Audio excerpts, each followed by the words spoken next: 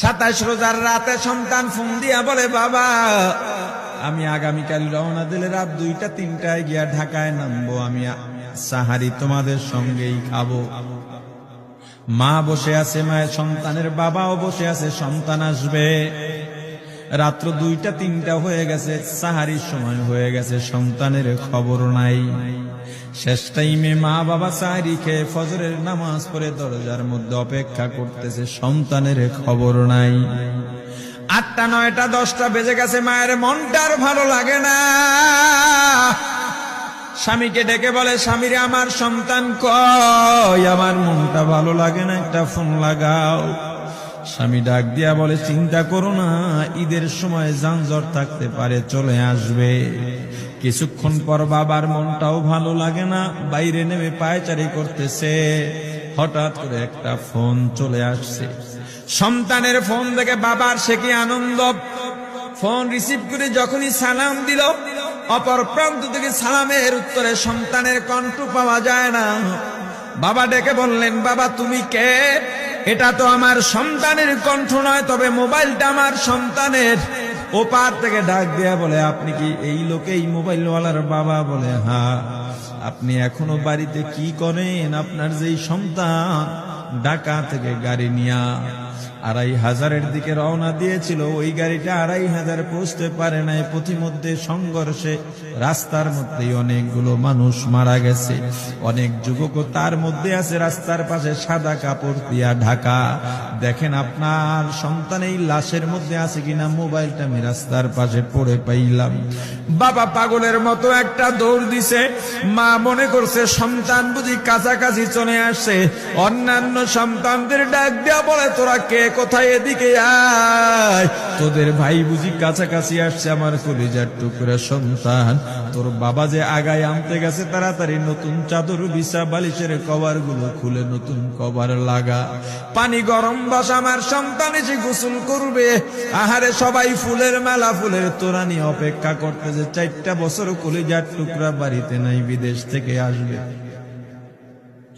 বাবা স্পটে গিয়া দেখেন অনেকগুলো লাশ সাদা কাপড় দিয়া ঢাকা। একটা একটা মাথার উপর থেকে কাপড় উঠান আর কৌতূহল বাড়তেছে, কাপড় উঠান আর কৌতূহল বাড়ে।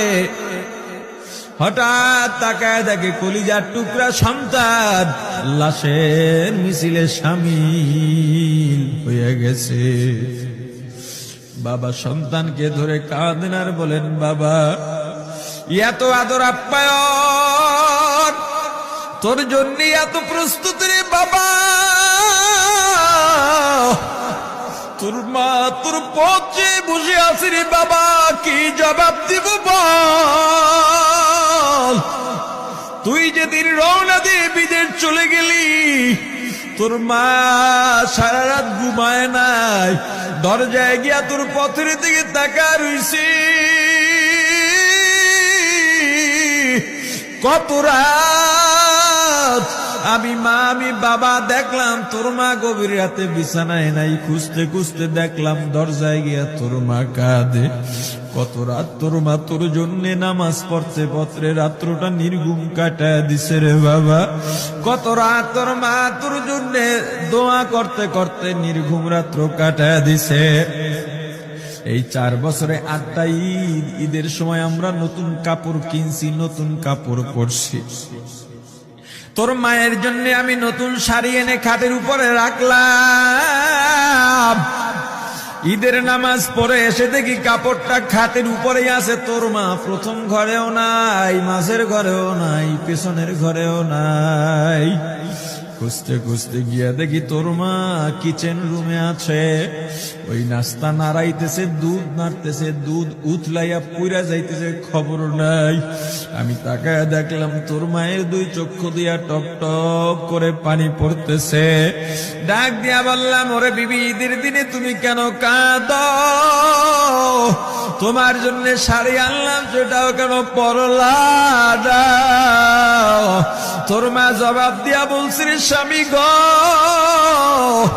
আপনারা যখন নামাজের জন্য রওনা দিয়া গেলেন, আমার অমুক সন্তান আপনার সঙ্গে যায় নামাজ দিয়া নতুন পোশাক পরে নামাজে রওনা দিয়েছে, কত সুন্দর লাগছে দেখতে। হঠাৎ করে তাকায় দেখলাম আমার কলিজের একটা মানিক আপনাদের সাথে নাই। আমার মনটার ভালো লাগে নাই। আমি ফোন দিলাম আমার মানিকের কাছে। ফোন রিসিভ করে বলে, মা নাস্তা বানাইছি, খাইছি, এখনো ছুটিতে আছি, আনন্দ করতেছি, ঘোরাফেরা করতেছি, কিন্তু আমি মায়ের মন। আমি বললাম, বাবা তুই আমাকে পেটে ধরিস নাই, আমি তোকে পেটে ধরছি। আমাকে খুশি রাখার জন্য কত কথাই না বললি। ঈদের টাকা পাঠাইলি, তোর টাকা দিয়া তোর বাবা জামা কিনছে, তোর ভাইরা জামা কাপড় কিনছে, তোর টাকা দিয়ে পরিশ্রমের টাকা দিয়ে আমার শাড়ি কিনছে, গহনা কিনছে, কিন্তু তোর পাশে আমি হাতুড়ের বাড়ির শব্দ কেন পাই? আমার সন্তান বলতে চায় না, পরে বলে, মাগো কাজ করতে আসছি, টাকা নিয়ে কাজ করি, ঈদের দিনেও আমাদের ছুটি দেয় না। ওরে স্বামী বলে, ঈদের দিনেও যেই সন্তান কাজ করে, এই শ্রমের টাকার শাড়ি আমি মা কেমনে পরব রে? ওরে বাবা, আজকে তুই আসবি, খবর শুনে তোর মা এক সপ্তাহ আগের থেকে ঘুমায় না, তোর জন্য কত রঙের পিঠা বানাইছি,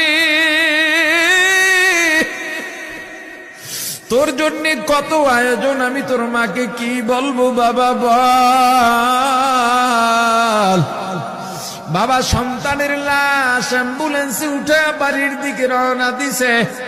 আহারে বাড়ির কাছাকাছি আসছে, এদিকে মা দরজায় গিয়ে অপেক্ষা করতেছে, গাছের আড়াল দিয়া পথের দিকে তাকায় আছেন।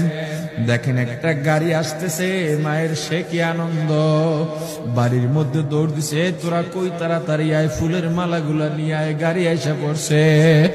বাড়ির দরজা দিয়ে যখন অ্যাম্বুলেন্সের হরেন দিয়া ঢুকতেছে, হুইসেল দিয়া ঢুকতেছে, মা একটা চিৎকার দিছে, ওরে এই মরণ গাড়ি আবার বাড়ি কেন, কার কপাল পুরুষে?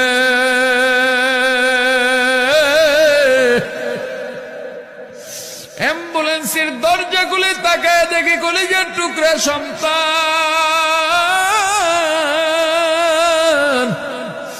এমন ঘুমাইছে, আর জীবনেও উঠবে না।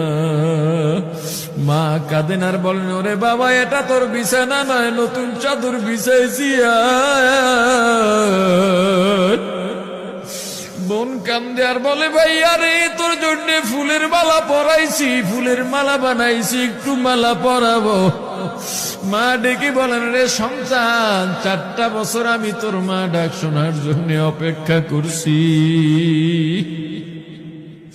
তোর জন্য গরম পানি করছিলাম, গোসল করবি, সেই গরম পানি যে তোর জীবনের শেষ গোসল হবে বুঝি নাই। ওরে পর্দালের মাগো, আর কোন ভাষায় বুঝাইলে বুঝবারে মা, দুনিয়ার জীবনটা ক্ষণস্থায়ী, এই দুনিয়ায় নাফরমানি করা যাবে না, এই দুনিয়ায় নাফরমানি করা যাবে না, অহংকার দেখাবার কিচ্ছু নাই, এই দুনিয়া ছেড়ে যাওয়া লাগবে। আল্লাহ এত দয়া করছেন, মায়া করছেন, ওই আল্লাহর সঙ্গে নাফরমানি করো না রে ভাই, ওই আল্লাহর নেয়ামতের অশুকরিয়া করো না, আল্লাহর নেয়ামতের শুকরিয়া আদায় করো, দুনিয়ার সব মোহ ত্যাগ করো, দলের মায়া ত্যাগ করো, দুনিয়ার মায়া ত্যাগ করো। এ আওয়ামী লীগ বিএনপি যারা করো, ক্ষমতায় যারা বারবার যাও, ক্ষমতায় তোমার দল গেলেই তুমি দাপট দেখাও, যুবকরে তোর 2টা পা ধরা লাগলেও পা ধরো রে ভাই, এই ক্ষমতা কিচ্ছু না, দাপট কিচ্ছু না, ওই কিয়ামতের ময়দানের নাজাতের চেয়ে বড় দাপট আর কিচ্ছু নাই। আল্লাহ রক্ত দিছেন, আল্লাহ জীবন দিছেন, আল্লাহর এই রক্ত আর জীবন দুনিয়ার কুফরি পুঁজিবাদী কুফরি গণতন্ত্রের জন্য দিস না, এই রক্ত আল্লাহর জন্য রাখ, এই জীবন আল্লাহর জন্য রাখ। আমার রাসূলের সুন্নাত দিয়া নিজেকে মোড়াইয়া নে, নিজের জীবনটা গড়াইয়া নে, ওই পরকাল হবে তোমার আমার জন্য মহা শান্তির জায়গা।